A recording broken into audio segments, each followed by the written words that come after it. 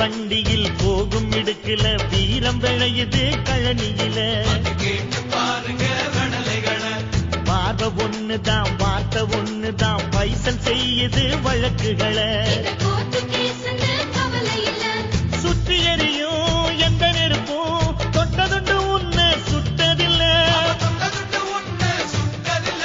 சத்தியத்தையும் தருமத்தையும் காத்திருக்கும் எங்க தருமதொர. இங்க நடமாடும் சூரியனை கும்பிட்டு பொங்க வைப்போம். எங்க பசி தீர்த்த தருமனுக்கு பல்லாக்கு தூக்கி நிற்போம்.